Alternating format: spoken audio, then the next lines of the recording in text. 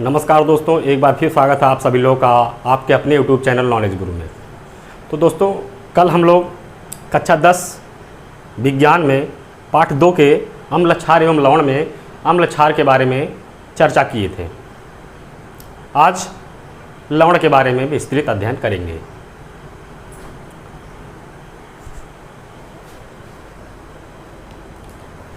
तो लवण के बारे में मैंने आप लोगों को बताया था कि लवण जो होता है अम्ल और क्षार के मिलने से बनता है। एक अभिक्रिया मैंने बताया था, उदासीनीकरण अभिक्रिया। उस अभिक्रिया में मैंने बताया था कि जब अम्ल और क्षार आपस में मिलते हैं तो मिलने के बाद लवण और जल का निर्माण होता है। तो मैं तो थोड़ा सा तुम लोगों को एक छोटा सा बिंदु बता देता हूँ कि अम्ल और क्षार जो होते हैं वो दो टाइप के होते हैं। पहला जो होता है प्रबल अम्ल, दुर्बल क्षार, और क्षार में जो होता है प्रबल क्षार, दुर्बल क्षार। इसे इधर दुर्बल अम्ल रहेगा। तो क्या बताया था? प्रबल अम्ल, दुर्बल अम्ल, प्रबल क्षार, दुर्बल क्षार, ये दो प्रकार के क्या होते हैं? अम्ल और क्षार होते हैं। तो प्रबल अम्ल में क्या होता है कि जो अम्ल की मात्रा होती है वो ज़्यादा होती है, अर्थात वह क्या होता है? सांद्र होता है। पानी की मात्रा इसमें कम होती है। लेकिन जो दुर्बल अम्ल होता है उस दुर्बल अम्ल में क्या होता है? अम्ल की मात्रा कम होती है, पानी की मात्रा ज़्यादा होती है, अर्थात फीका होता है। उसको क्या बोलते हैं? तनु बोलते हैं। इसी तरीके से प्रबल क्षार में क्या होता है? प्रबल अम्ल की जो इस प्रबल क्षार में क्या होता है कि जो क्षार की मात्रा होती है वो ज़्यादा होती है और पानी की मात्रा कम होती है। इसी तरीके से दुर्बल क्षार में क्या होता है? पानी की मात्रा ज़्यादा होती है, क्षार की मात्रा कम होती है। तो इन दो के बारे में इसमें क्योंकि अध्ययन होगा। तो लवण के बारे में तो हम लोग समझ ही गए कि लवण कैसे बनता है। अम्ल और क्षार के पारस्परिक मिलन से या उसके अभिक्रिया के फलस्वरूप क्या बनता है? लवण और जल बनता है। तो जो लवण होता है वो 3 टाइप का होता है। कितने टाइप का होता है? 3 टाइप का। कौन कौन सा होता है? अम्लीय लवण, क्षारीय लवण, उदासीन लवण। ये 3 टाइप होते हैं, अम्लीय लवण, क्षारीय लवण और उदासीन लवण। तो अम्लीय लवण कैसे बनता है? अम्लीय लवण जो होता है वो कैसे बनता है?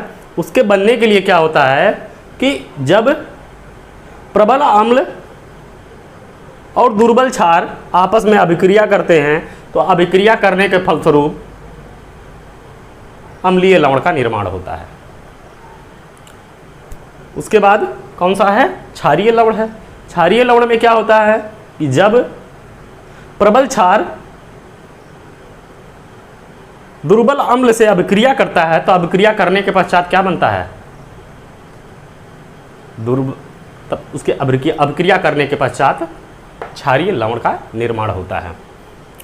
तो इन दोनों के बारे में थोड़ा हम अच्छे से समझ लेते हैं कि मान लीजिए 2 पहलवान हैं। उन 2 पहलवानों में से क्या है?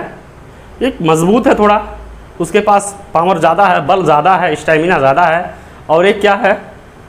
थोड़ा लुचलुचाहा है, कमज़ोर है बेचारा। अब इन दोनों को लड़ा दिया जाएगा तो लड़ाने के बाद क्या होगा? इसमें से कौन जीत लेगा?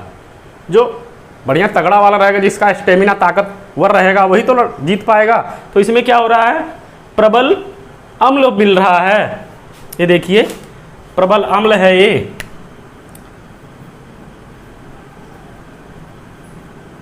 प्रबल अम्ल है ये। क्या है? दुर्बल क्षार है। प्रबल अम्ल और दुर्बल क्षार के मिलने से क्या बन गया? अम्लीय लवण का निर्माण हो गया। इसमें क्या है? मजबूत कौन है? प्रबल अम्ल है। तो प्रबल जब अम्ल रहेगा तो अम्लीय लवण ही तो बनेगा। इसी तरीके से क्षारीय लवण में क्या हो गया है कि जो इसमें अम्ल है वो क्या है? दुर्बल है।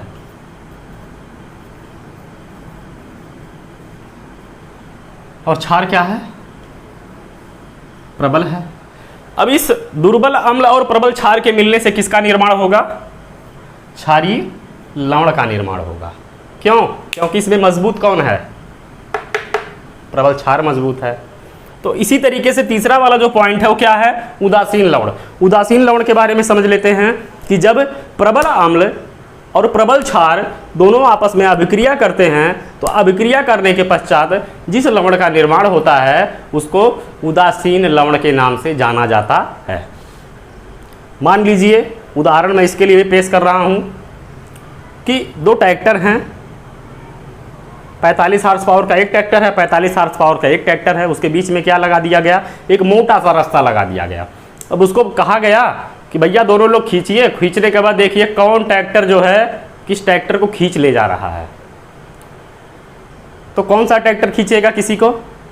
इसमें क्या होगा कि जब एक दूसरे को दोनों खींचेंगे तो खींचने के बाद बल किस पे जाएगा? मतलब जोर किस पे जाएगा? जोर जाएगा बेचारे रस्सी पर, क्योंकि बल दोनों का एक समान है।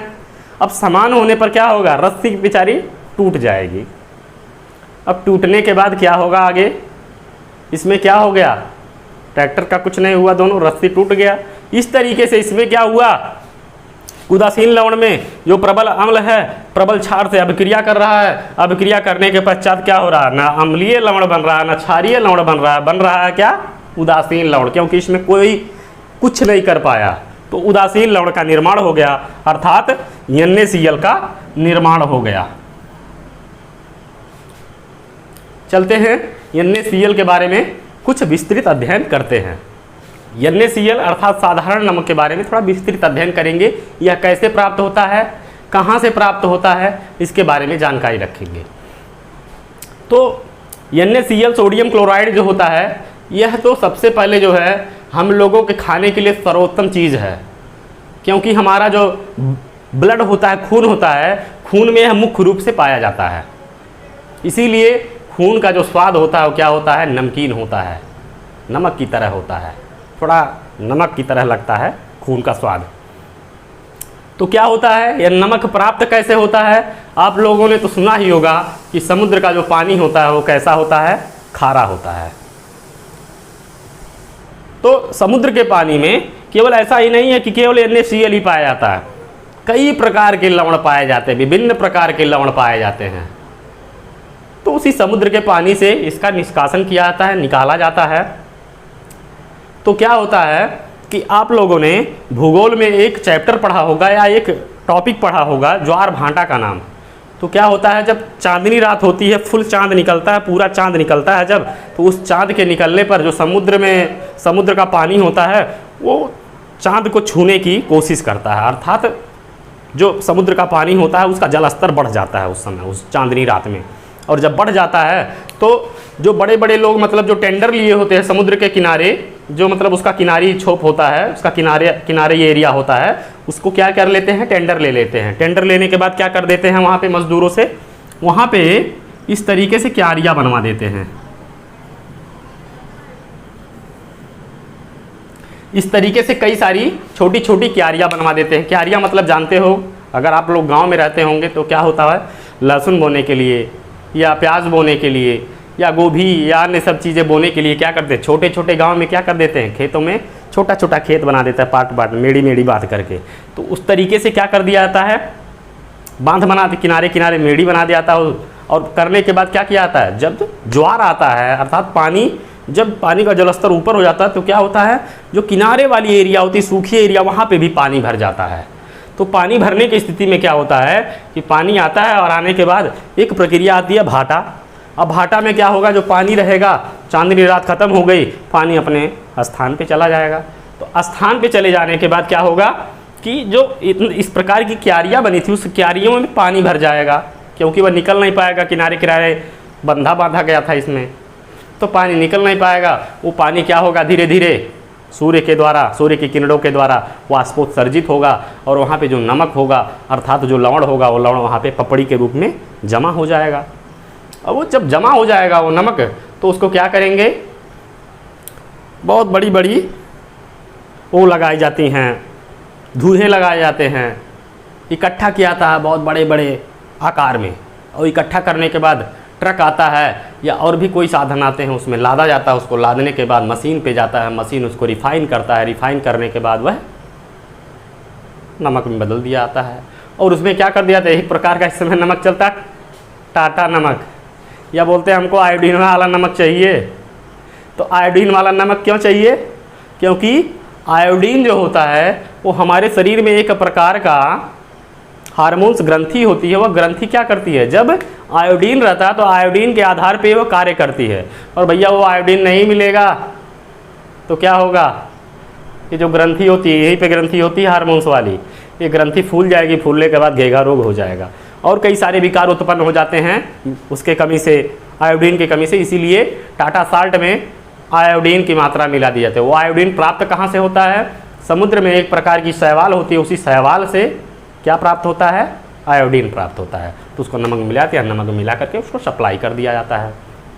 अब बात करते हैं, आप लोगों ने सुना होगा कि जो गांधी जी थे वो अपने स्वतंत्रता सेनानियों के साथ दांडी यात्रा किए थे। ये दांडी यात्रा क्या होता है उसके बारे में जान लेते हैं। गांधी जी ने इसके लिए बहुत सारा संघर्ष किया।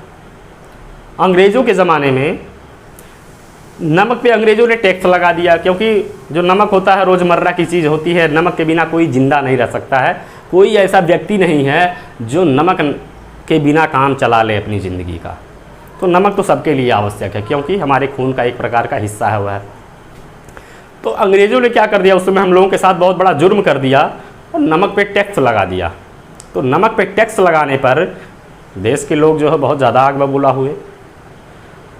भाई जो लोग थोड़ा पैसे वाले थे उन लोगों को क्या मिल रहा था, नमक मिल जा रहा था महंगे में।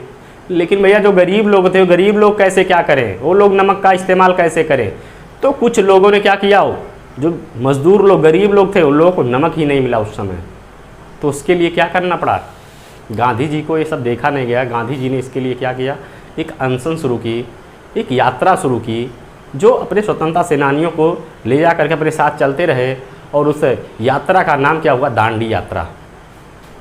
उस दांडी यात्रा में उन्होंने क्या किया, अनशन किया। और अनशन करने के पश्चात तब जा कर के अंग्रेज़ लोग उनकी बातों को माने, और बातों को मानने के बाद जो नमक का टैक्स था उसको ख़त्म किए। तो इसीलिए नमक जो है इस समय या उसके पहले भी हमारे ज़माने में तो 2 रुपया किलो मिलता था नमक, अब तो हो गया 20 या 22 रुपया हो गया। और जो डुप्लीकेट वाला आता है वो 10 रुपये का आता है। नमक का दाम इसीलिए ज़्यादा बढ़ता नहीं है क्योंकि उस पर टैक्स नहीं ज़्यादा लगाया जाता है, यही कारण है। अब चलते हैं, साधारण नमक से कौन कौन से कच्चे पदार्थ निकलते हैं उसके बारे में जानकारी रखते हैं। तो साधारण नमक जो होता है NaCl जो होता है वो कई पदार्थों के निर्माण में प्रयुक्त होता है, इसीलिए साधारण नमक को कच्चा पदार्थ के नाम से जाना जाता है। चलते हैं उसके बारे में जानते हैं कि जो साधारण नमक होता है उससे क्या क्या चीज़ें बनाई जाती हैं, उसके बारे में देखते हैं। तो सबसे पहले क्या होता है, सोडियम हाइड्रोक्साइड का निर्माण इससे किया जाता है। NaOH का क्या किया जाता है, निर्माण किया जाता है। अर्थात ये प्रबल क्षार है, उसका निर्माण किससे किया जाता है, साधारण नमक से ही किया जाता है, NaOH का। यही जो होता है इसी को हम लोग क्या बोलते हैं, अम्ल, नमक का अम्ल बोलते हैं, लेकिन होता नमक का क्षार होता है। तो लैट्रिन वेट्रिन में साफ़ करने के लिए क्या किया जाता है, इसका प्रयोग किया जाता है। बेकिंग सोडा, बेकिंग सोडा क्या होता है, खाने वाला सोडा। अब खाने वाला सोडा जो होता है इसका जो सूत्र होता है वो क्या होता है, NaHCO3। ये निर्माण किससे किया जाता है, साधारण नमक से ही इसका निर्माण किया जाता है। धावन सोडा, 2 सोडा आ गए, एक क्या आ गया, खाने वाला सोडा, एक आ गया धावन सोडा। तो धावन सोडा जो होता है जिससे कपड़ा वपड़ा धुला जाता है, साबुन सब जिससे बनता है। तो क्या होता है, धावन सोडा का सूत्र क्या होता है, Na2CO3 × 10H2। इसमें क्या है कि जो सोडियम कार्बोनेट है, सोडियम कार्बोनेट के साथ 10 अणु किसके होते हैं, जल के होते हैं, तब जा करके किसका निर्माण होता है, धामन सोडा का। यह धामन सोडा किससे बना होता है? यह भी साधारण नमक से ही प्राप्त होता है। विरंजक चूर्ण की बात करते हैं, विरंजक चूर्ण भी नमक से ही प्राप्त होता है। तो विरंजक चूर्ण जो होता है वह भी किससे प्राप्त होता है? साधारण नमक से ही प्राप्त होता है। इसका सूत्र होता है CaOCl2। तो इस तरीके से ये सारे पदार्थ किससे प्राप्त होते हैं? साधारण नमक से ही।